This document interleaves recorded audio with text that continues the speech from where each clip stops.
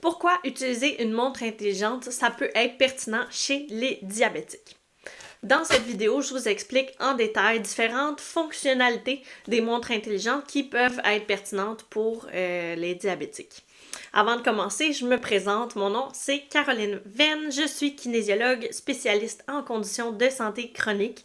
Puis ma mission avec Diabète Drummondville, c'est vraiment de rendre accessibles mes connaissances sur l'activité physique puis de vous aider à mener un mode de vie actif. Si on commence avec les fonctionnalités des montres intelligentes, comme celle-ci, mais ça pourrait être la Fitbit, la Apple Watch, tout ce qui est Garmin, toutes ces choses-là. Ça n'a pas besoin d'être nécessairement les montres les plus avancées pour avoir les fonctionnalités dont je vous parle. Si on y va avec la première, une fonctionnalité qui est quand même assez connue des montres intelligentes, c'est le suivi des nombres de pas quotidiens. Donc, ça ne reflète pas nécessairement quel type d'activité physique on a fait, mais ça nous donne quand même un certain indicateur de à quel point on a été actif ou non dans notre journée.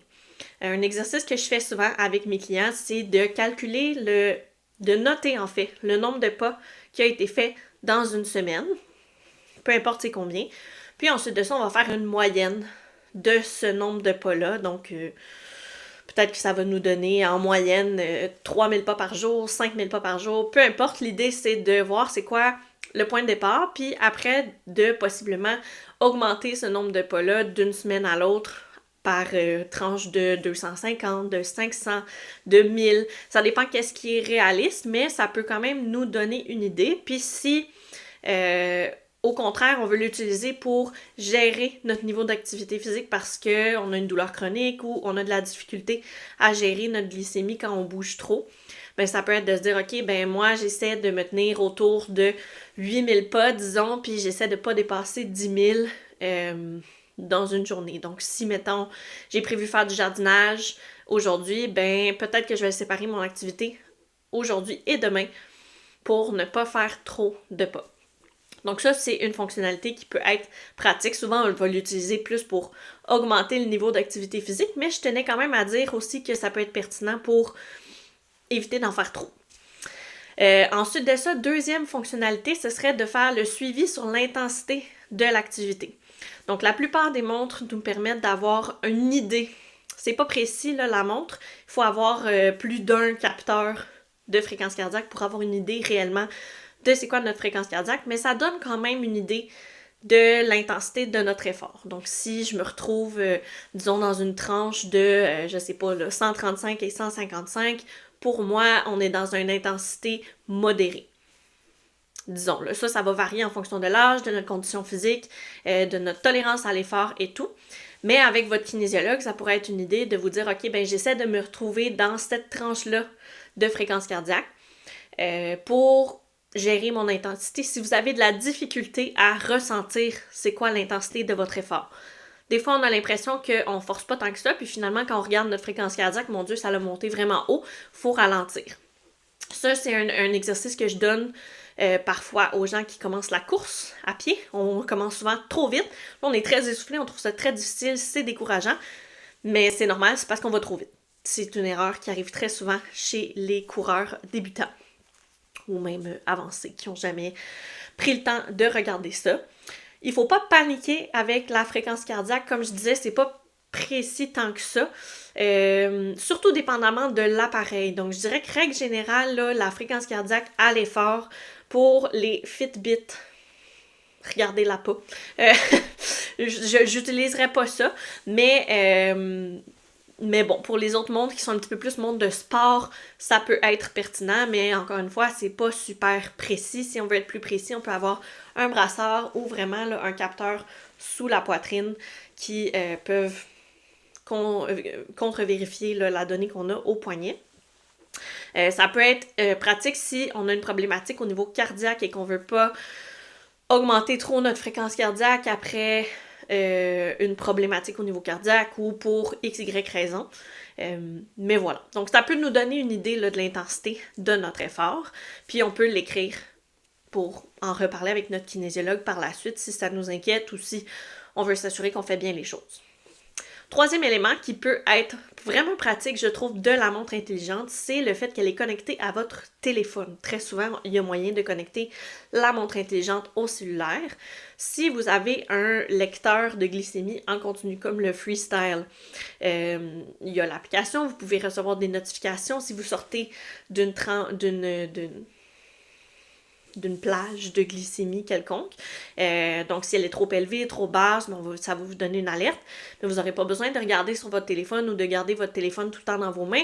Ça va le mettre sur votre montre. Il va y avoir une alerte pendant votre effort. Et vous allez le voir, vous allez pouvoir réagir plus rapidement que s'il faut tout le temps regarder le téléphone. Des fois, on est en cours de notre activité, on ne regarde pas nécessairement. Je trouve que ça, c'est pratique. Puis même si je ne suis pas nécessairement en train de faire une activité, si je suis en train de, je sais pas, regarder un film, avoir un meeting au travail, peu importe, ben, je peux quand même avoir cette alerte-là. Je trouve que c'est pratique, le fait que ça se connecte au téléphone.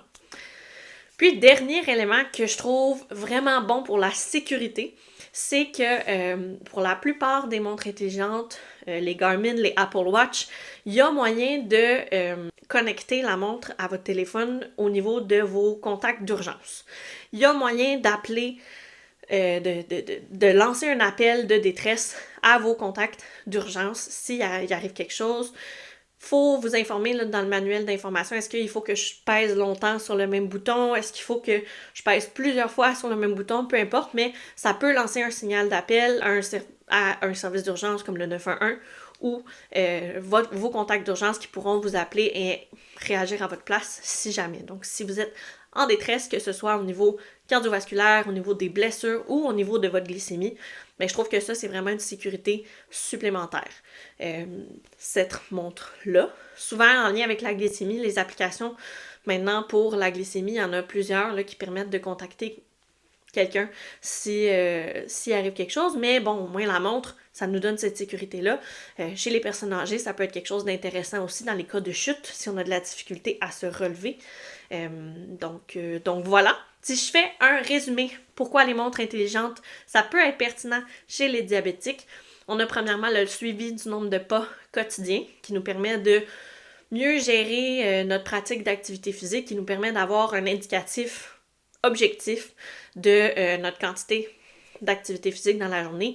Est-ce qu'on veut se rendre à, je sais pas, 5000 pas aujourd'hui? Ben ok, je suis à 3000, je vais aller prendre une marche de 20 minutes. Souvent, là, 10 minutes d'activité veut dire à peu près 1000 pas. Ensuite, suivi de l'intensité de l'activité physique pour s'assurer qu'on est dans la bonne tranche d'intensité qu'on souhaite pendant notre exercice. On peut avoir nos alertes de notre téléphone sur la montre. Donc, si on a des alertes par rapport à notre glycémie, ben c'est pratique de l'avoir sur votre montre. Vous avez toujours besoin de regarder le téléphone pour vous assurer que tout est beau.